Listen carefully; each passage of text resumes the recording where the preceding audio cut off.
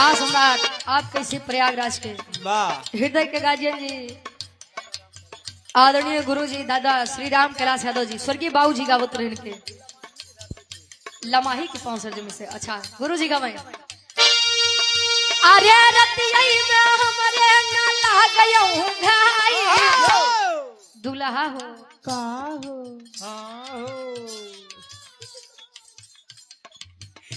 अरे रतिया में हमरे न लागयो घाई रजऊ हो तोहई कैसे मनाई बाप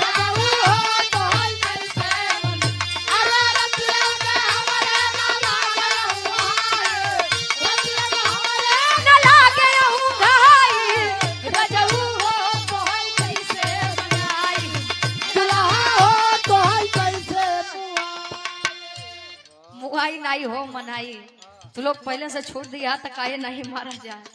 अच्छा पहले का दुल्ही लंबा घूंघट करे गुरु जी काहे बदे जाना थे। हाँ, उनका दांत बड़े बड़े होत रहा तो पे रहे। अच्छा देखे जाते रहे पहले के दुल्ही मांग भर के सिंदूर लगावे जैसे कि हमार मैं सुहागन बनकर इस अपने पति के घर पर आई हूँ और सुहागन बन के इस दुनिया से विदा हो लूं। आज के दुल्ही तनी सम्मान टीक लेथिन काहे बदे जाना थे। ये जल्दी मारा दूसरे के जाए। तार वाली कितना लगाओ वाह इनका जेसीबी से लगाओ वाह कंपनी खत्म हो गई सनहुरे के। वाह गुरु जी गावे कैसे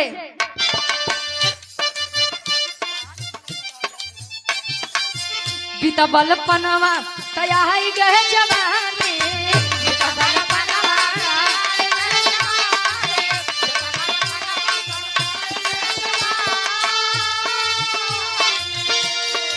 और ये अपना म्यूजिक प्रयागराज हमारे दादा 200 रुपया देकर सम्मान किए तबाही म्यूजिक नारद का फायदा कर दें। चलो ठीक है तो उसी हिसाब हो व्यवहार हो 100 रुपया ठीक बा।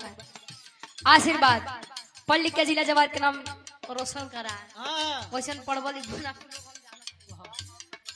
बा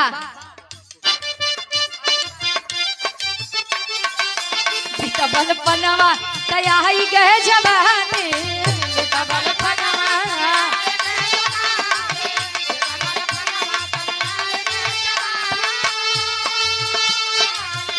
अरे नहीं नहीं के नहीं नहीं के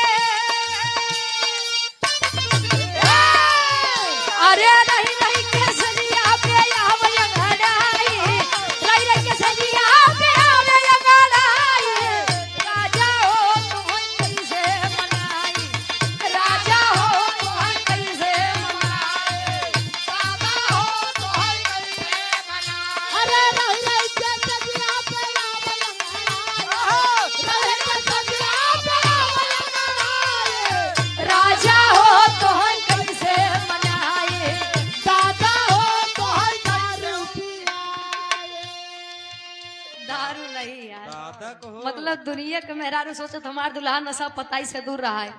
तार वाली पूछत था का यार वाह गुरुवाइन पैसा तक भेज वाह 100 रुपया ये हृदय के गार्जियन जी आप धारा सिंह यादव जी